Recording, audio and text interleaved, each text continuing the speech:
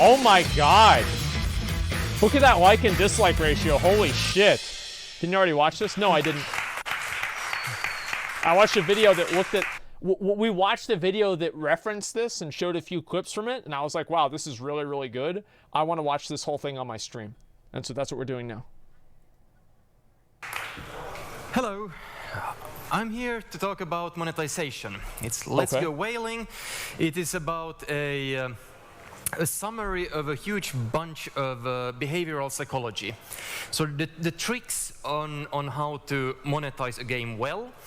Some of you will probably be slightly shocked by all the tricks I have listed here, but I'll leave the morality of it out of the talk. We can discuss it if we have time later. He doesn't give a fuck. That's basically what he's trying to say.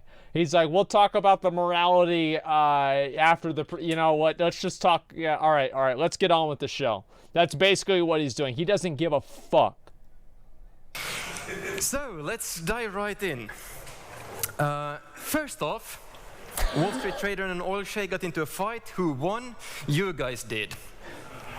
This is to remind you that a lot of you think about like the investors that are sitting there at the thing with like their arms over like crossed on top of their big fucking bellies, just laughing this shit up, dude. Like you can just hear them in the background. Keep that in mind. The spend comes from the high paying guys, the whales, and the very best way to get these guys to spend is to get two rich competitive guys to fight each other and tell them, I'll give you a slight upside if you pay me. Next off, to remind you that the best way to make sure of both your retention and your monetization is to make sure you have enough of an in-game economy in there. The what economy? Up there is actually clearly lowballing it. Top grossing games have in-game economies worth tens of thousands. That's how you can keep... I like how like the strategy to like, here's how to make a lot of money, is put a lot of things in the game that are worth a lot of money in the game, and then people will buy them. That's smart. People in there, they have lots of things to do, stuff to upgrade, to progress along, and that's how you can make them spend a lot as well, since you can, for instance, give a huge discount on something. You know, this stuff is worth 150 euros, but now I'll give it to you for 5. If your whole in-game economy is worth less than 150, you cannot do that, of course. It's true. So now, that's true. A few of these... So artificially inflate the prices and have so many things in the economy that you can actually do these huge like fire sales and then convince people to buy them that way. That's actually really fucking smart. He's Finnish, not Swedish. Who cares? Like frameworks on how to think of stuff. I've seen suggestions to model what you sell according to Bartle types. I assume you're all familiar with Bartle types. The achievers want to progress in the game. The socializers want to speak to other people. Those are the role players. The killers just want to compete and kill each other. And the explorers are the guys who are after stories. Those are the casuals. And experiences. Yep. So this is from Will Luton's suggestion to you sell convenience to the achievers, which really means faster progress. Okay. Customization to socializers. Hats and stuff, competitive advantage, that is pay to win for the killers, and content for explorers. Now, the reason I highlighted convenience up there or progress is that most of your sales will be here. Customization, hats and stuff, they're nice, but you'll have a single-digit percentage of your income coming from that, if you do both that and progress. So this is like what he's saying. These are the different ways that you use to basically fucking scam people out of their money. Now, number 3 is the pay-to-win one. This is the one that for some reason people are not okay with. So they don't want to have the competitive advantage for the players. But the other 3, oh man, people will eat that shit up like it's candy. They don't give a fuck. Competitive advantage is good, but you can go overboard with it and have an unbalanced game, which is, if it's too clearly pay to win, people will stop playing. Yep. And content... You have to trick them, make them think that it's not pay to win, but it is, and that's why you get them to pay. It takes a lot of resources and time to do that. Selling content is very expensive. Hardly any team can keep up producing content at the pace needed. Yeah, it's basically expansions. This one I like a bit better. Hook Habit Hobby. This is a model from selling drugs to kids. Dmitry Dravanov of Flare Games. It's a model for how people progress in a game. The hook is what gets you into the game to try out a free-to-play game. Then you build it into a habit that you play multiple sessions every day. And then at the end, it's the hobby phase where people smoke weed every day. See it as one of their main hobbies, and they put lots of time and resources into it. Now, if we look at this from a monetization perspective, the hook is where you put up an icebreaker. You want to give a really, really good deal, something that's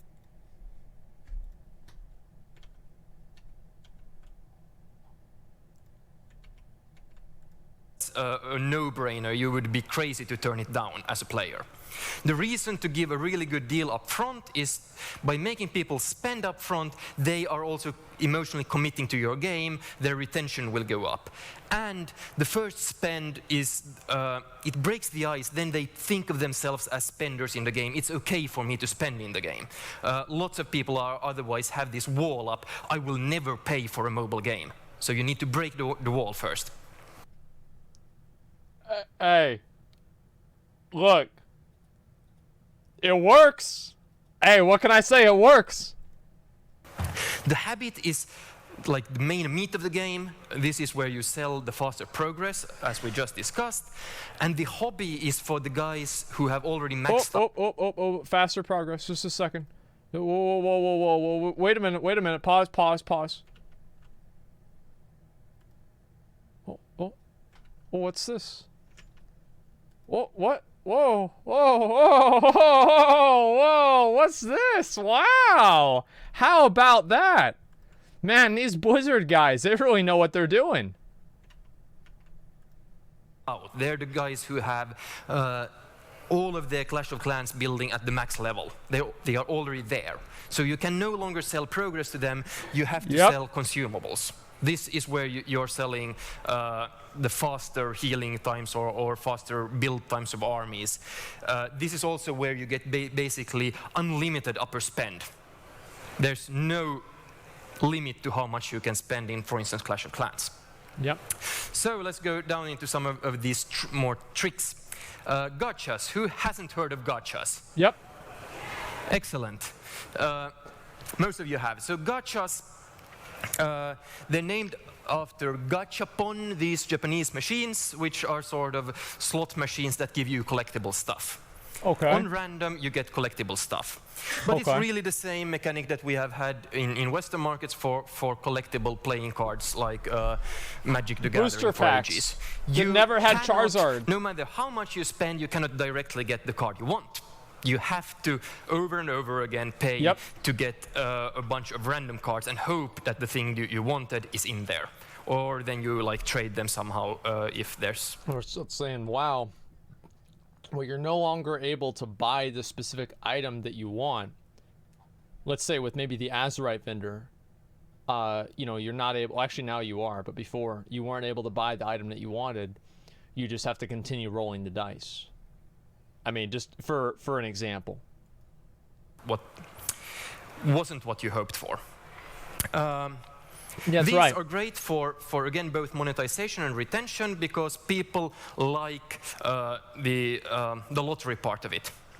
If you want to look up Skinner box to know why, it's really a lot more exciting, and you get more content because people cannot immediately progress to the stuff they want. The Skinner box is a variable reinforcement ratio, which is what is the most powerful tool of getting people to repeat a process. So if you roll the dice and you always know exactly what you're going to get, you're not going to do it as often. If you roll the dice and you never get what you want, then you're never going to do it. But there's a sweet spot in the middle of it where whenever you roll the dice and you don't know if you're going to get it or not, you get that excitement. That's the variable reinforcement schedule that Skinner boxes use. right? And that's the strongest way of creating a gambling type behavior. And that's also the same thing that's happened with like games too. Think about the way they do WoW loot now. It's the same fucking thing. Okay, let's go. They have to keep trying a few times, so it really takes like 5 times as long to get the collection that they need compared to just progressing and collecting soft currency and buying it straight off. Titan portal. Okay, then think about how you want to get to your millions. Do you go the king route of having a huge volume? King is owned by Blizzard. Of players and a fairly modest lifetime value for each spender? Yep. Or do you go the machine zone route of having a very hardcore game that like 95% of the population is going to look like, what is that? But the 5% that actually do play... I just want to pause this right now. Just give me 1 second, guys. Somebody reminded me of something that was extremely important that I don't know what I was thinking. I don't know what I was doing, but I'm a big fucking idiot. I am not farming these mounts while I'm AFK on my alt characters. I'm such a piece of shit. And so please, if you have the Arachnid Harvester or the Rust Feather up on your realm, please invite Thug Fresh on the realm Kel'Thuzad so I can get these items as well, okay? I need to be AFK farming these. You even killed them on your man. Not today, but I know that this guy's already there, so I'm going to go on him first. They will spend a lot. Yes. Just know where you stand on this. Hot state. There's an excellent book about behavioral psychology called Thinking Fast and Slow. This is the fast thinking. I'm telling you that the fast thinking mode is what you want. The slow thinking is your analytical brain. This is how I made the good sale. I made a really, really good buy for the Rooster mount. After he explains it, I'll tell you guys what I did. 12 times 47. I'm sure all of you can answer that, but you have to start your actual thinking brain to do that. Now, if I say, complete the sentence, bread and everyone thought butter. So I that's thought the wine. fast thinking. Our brain works in these 2 modes, and starting the analytical part of your brain is too much to ask for a spend. How it applies to games is make stuff immediately useful, immediate gratification. If you have a level-based game and you sell some boosters up front, for instance, a coin doubler or some other stuff that will help you, people will have to analyze and think it through. These things are good for me. These will help me progress before they do it. Yeah. And they won't do that. If, on the other hand, you do like, for instance, in this temple run, once your game is over, save me, I have a few seconds to spend hard currency and I get to continue. Or similar in Candy Crush Saga, at the very moment that I've lost, I can see I just played a bit more, I can pass it. Make it immediately useful. Loss aversion. What I did, this is a very, very good way of buying things and also selling things, is immediacy. Use immediacy as a selling point. The person that I was buying the Rooster from originally had it up for 7.5 million gold. He asked me for more than what I had wanted to buy it for, and so I told him that I didn't want to pay that, but if he'd give me the price that I wanted, I would buy it right then and there. Creating that immediacy and that sense of urgency is probably one of the best ways that you can add value to a purchase without actually adding value to a purchase. And I used to do this all the time. It is, and also it's a very good way to manipulate people who are not very good at having delayed gratification. A limited time offer. Let me think, like other different things that, let's see.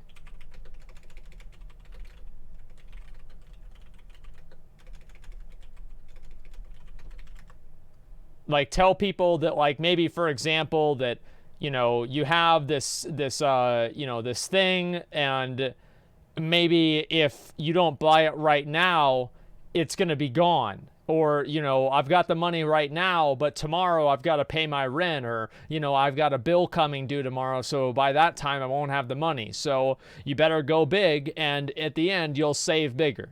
Okay, limited edition. Yeah, exploit the proletariat swine. Exactly, yeah. So there's plenty of different ways to do this, okay, guys, just so you understand. Tell people to trade it for thousands of years? Oh yeah, no, this guy isn't saying anything that's new. He's just using a different avenue to say it. This is, people are much more attached to the stuff they have than an equal amount of things that they can gain. Which means that if I give you an offer, I'll flip a coin. If it's tails, I'll take 100 euros from you. If it's heads, I'll give you 120 euros. Who would take the bet? No one. No. We need more gain to offset the loss is felt more strongly. Yeah, we need like 200 against 100 loss. 200 right. gain against 100 loss, then we'll take the deal. In games, you can apply this by giving people stuff that feels is in their pocket, and then threaten to take it away unless they pay up. This is, lots of level-based games do this. There are collectibles in things like Puzzle and Dragons. You collect along the way. If you didn't finish the level, they'll take it from you. Now, pay to continue a bit. Offers and scarcity plays into the loss aversion. If there are rare cards up here, and you see the goblin going with his clocks, tick-tock, I'll take it away from you, I'll take it away from you. They are scarce, they go away. This is a brilliant way to get more. That's right. People it sure is. To spend more. Subscription, does anyone recognize the guy? He's the builder from Clash of Clans. The point of this is the builder has a very specific way of working. If you spend your hard currency on this guy, you will only get the benefit from him if you then keep coming back to the game very often. So it drives both retention and monetization. It creates a sense of investment. Stuff that makes people come back to your game a lot in order to get the value out of that. Yep. The IKEA effect. This Twitch is Prime to say, too. Stuff that we put work into, we value more highly. You know, IKEA really sells you cardboard stuff. It's shit, but you value it pretty much. Still somehow slightly higher because you actually built it yourselves. The model over here is from a psychology book called Hooked, How to Build Hooking Products. This is how we build habits. There's a trigger to remind us to do something, then we go do an action, we get the variable reward, just like the gachas, we get the lottery ticket, and then to really hook it down, we need to ask people to do something for us, do a little bit of work, because then they become emotionally attached to that. Yep. And then we set up the next trigger, either internal or external. External trigger means really a notification in our case. Internal that people have in their minds that, you know, I started building that tower or I planted. That's why you have to do like a little bullshit quest or something like that at the beginning of things in order to get you invested in the system, right? That's basically the idea of it. Pumpkins, that means I need to come back in 8 hours. Yeah. So that's the trigger, and then we go round and round, and we have the habit. Anchoring is fun. Anchoring means that when we don't know the price of stuff, the first price we hear suggested for it becomes our anchor, and then we compare everything to that. Yep. For instance, an iconic example. This is what people do with WoW tokens. Black pearls, when they first came on the market, no one wanted them because they're dull and black and don't look very nice. The guy who had them told his summer trainee or whatnot to just dump the price of them and get rid of them. The summer trainee understood it wrong and actually hiked the price by 50% or 100%. And then suddenly they became these objects of desire. Even more special, I think, is this. If I ask all of you to write down the last 2 digits of your social security number, and then I have an auction, like, imagine this is a fancy bottle of wine, and you get to bid on auction here. Okay. The people like me, my last 2 digits in my social security number are 99. I'd bid a higher price on this than the guys who have like 10 or 05. just because I wrote down a high number on a paper will anchor my thinking on what goes next. So how to use this in a game? You start with a high offer, right? So what he's saying, you guys are putting question marks in chat. What he's saying is that you start with a high offer and you say this is worth $50, and you get that number $50 in people's heads, and let's say it's only worth $5. But if you say $50, now the conversation is around $50. And so that's why a lot of people start off high and then you basically negotiate down. That's the way that it goes. And so yeah, you basically, priming, anchoring, whatever you want to call it. So you start at $50, then you start having a conversation about 35. But if you started at 35, that means you're going to start having a conversation about 20. And you don't want to talk about 20, you want to talk about 35. And that's why you start high prices. That's basically the whole thing. And that's why, obviously, the Blizzard mounts, do you really think that it costs them $25 to sell you a mount?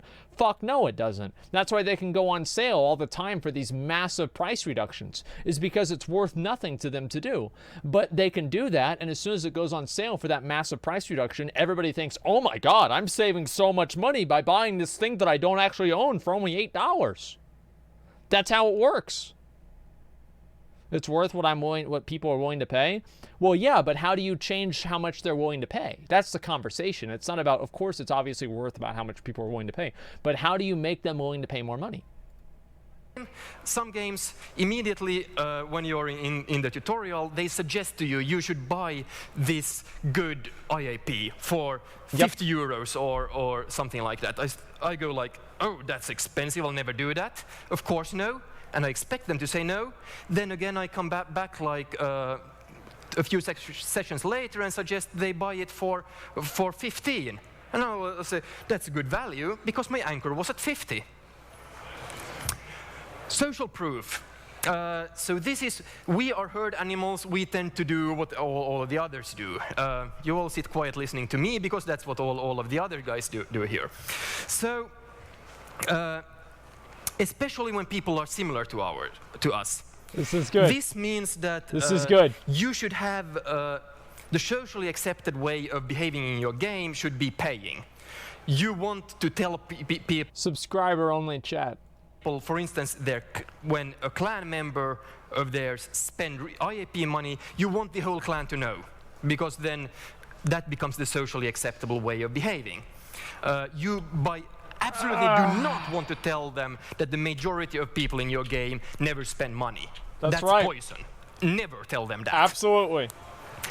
Availability means that the stuff we hear a lot about is the stuff we judge as likely to happen. This, for instance, can tie into gachas.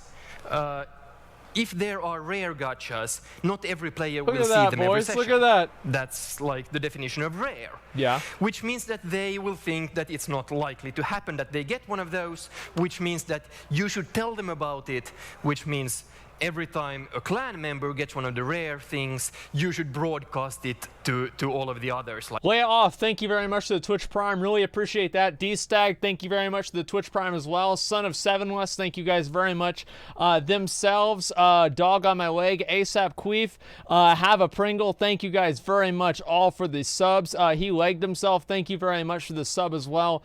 Thank you guys. It really means a lot. Thank you guys so much. Like your friend got this rare or legendary thing, then they will judge it more likely. The right amount of choice, this is a famous jam experiment. They put up a stall in a supermarket with 20 different jams. You know, have a taste here, then you have a discount, go buy some. And then they had a control group who had only 5 jams to taste. Okay. Now, for the one with 20, a lot of people stopped by and tasted the jams, but for the one with 6, a lot more people bought, because they know that that's the best one. That's the one I want. If there are 20, there's too much choice. We just get anxious. We choose nothing.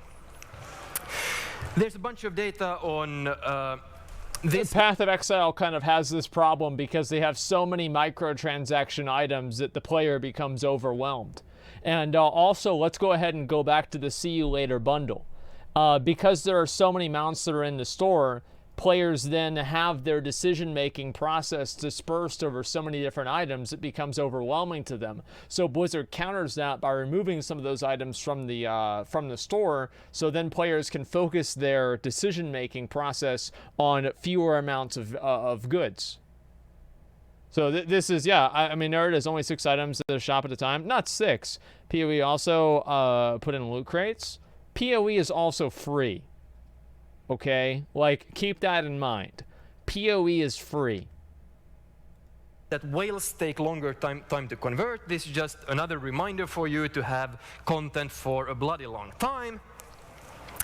The core loop goes through the store. Have an example, hill climb racing, because it's so fantastically minimal and nice.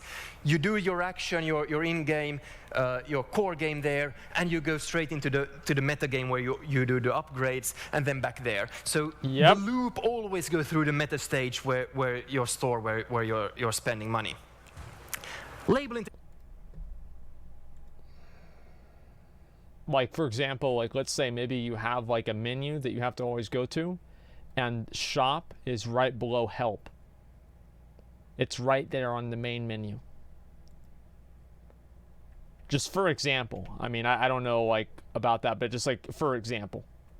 Technique, I haven't seen this actually done in a game, but it's interesting. It should work. If we tell people they are a certain way, if we compliment them on being nice, good citizens, they are more likely to behave as nice, good citizens.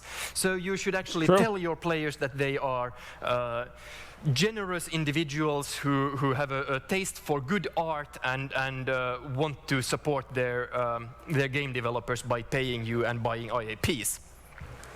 Related to that, also to telling people the reason to do something makes them much more likely to actually follow through and do that. Spend because. So, for example here, Blizzard used this methodology on the sale of the Hogris mount, right? Is it like you're basically saying that, you know, you're buying the Hogris mount for good fortune? Well, look at even the name of the Hogris mount. Isn't Hogris the mount of good fortune? Think about that. It's the same fucking thing. It's a little bit different. It's a little bit more abstract, but it's the same general thing. Pretty sure you can't press escape to the shop, unlike many other in-game menus. I don't know about that. Reasons. The reasons don't even have to be that good in order for this to work. And last, here are remember, there are 4 ways of progressing in games in general. You can have a skill-based game, you can have a luck-based game, you can have a game where you just progress by grinding, or you can pay to progress. Make sure like that boost. your games aren't too skill-based. I made that mistake myself. A too skill-based game, you don't get people to pay you, because there's no reason to. Nope. So make sure grinding and paying are legitimate versions of progressing in the game. Like buying store mounts? Like buying store pets? Thank you, that's it. A few questions.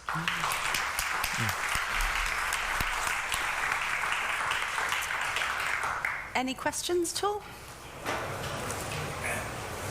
No? Okay, well, thank you very much. Thanks. I'll give one more in case you didn't have questions.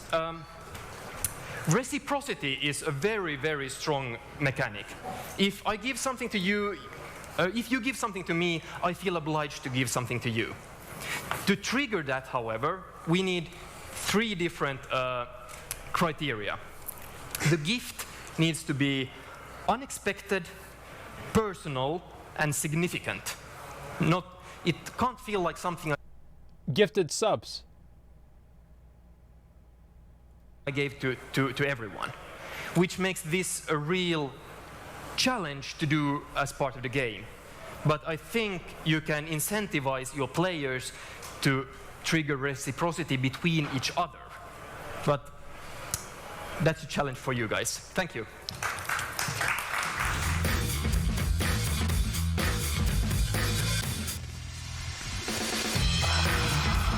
Grassmaster, thanks for the 5 subs, man. Appreciate that. Thank you, thank you, thank you. So this is how Guys, can we get some gifted subs in the chat oh right my now? God, dude. Can we Oh my please, God, guys, dude. reach deep? Can we Oh give my- give back? I mean, we have a lot of give generous back. people in this Yes. chat, right? A lot of people that, you know, they really care about how, you know, how Yeah. well we're doing, right? And that's what matters. Yeah, very, very generous people. Mount? Oh, wait, yeah, I tagged it. Okay, we're good. I'll get the mount here. Just a second here. Dan Under with the 5 get the community subs too. Thank you very much. Ray Quazo with the 5 get the community subs. Thank you, dude. Thank you very much. So guys, the point that I'm making, I think that you guys obviously see basically what the fuck is going on here, right? I mean, this is... what did you guys think of the video? First thing I want to say is, what did you guys think of the video? Did you like it? Make sure your games aren't too skill-based. Yo Crunch with the 5 more gifted community subs. Thank you very much, man. I appreciate that. I mean, these videos, right, it's very important to watch them. So it's like, so you know how you're getting fucked. You know exactly how it's happening. And that's why I want you guys to watch the videos, so that way, you know, whenever you see one of these things happen in real life, you can tell it, right? This video is about to get really popular. God bless you, And Jim. Crumbers. Say what? Oh, and Crumbers and Eltar with the 5 more gifted community subs. Thank you very much. I appreciate that. Thank you. Very tasteful and generous people in this chat. That's extremely true. Hey, obviously. Cupcake with the 5 more gifted community subs. Thank you. Yeah, I mean, this is amazing. No, claim you didn't know. Well, this is the thing, right? Is that Twitch streamers and game developers and everybody like this, they've been doing this forever, right? But people haven't really noticed that. It's the same as why people, it's like getting them involved with this stream. There's like so many different ways, and I don't even know if I want to make this video series, but I thought about making a video series about Twitch, how to manipulate your audience into giving you money. Right? And this is something that I've been very passionate about. I think about all the time. Don't do that. Why? You're gonna ruin streaming, dude. No, but then they'll do it ironically, and then they'll keep giving me money. I can't lose. They'll think that I'm honest, and because I'm honest, they'll give me money. That's part of the trick. Like Exutaru just did. Exactly. Yeah. Thank you, Exutaru. Thank you much for the $5. So you still win, even whenever I lose, I win, right? And these are like, as I said, I do this shit all the time, man. I have like 25 years of experience in scamming people and like getting people like fucking like do shit for me, right?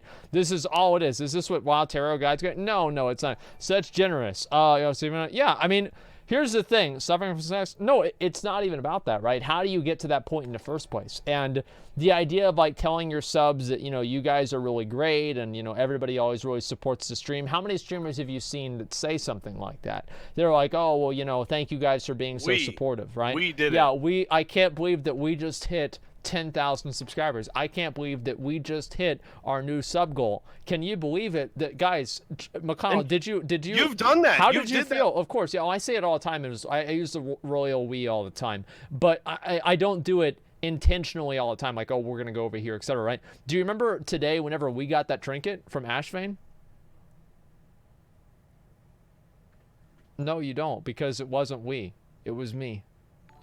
But for just that moment, you're like, oh, wow, that's awesome. And that's the difference right there. And it's just normal leadership stuff. Well, it's beyond leadership, right? Because it's like, you know how you can get, like, you lead a horse to water, but you can't make them drink? You lead them to water, and then you convince them to drink. And except for the water is, that's them giving you money. Right, that's basically them giving you money. That's how it works. And true, but now people are noticing that. Well, here's the thing, right, is I've thought about doing this video series, right, on like or you can lead a cat to vodka. And in that case, you can make them drink. Let's see.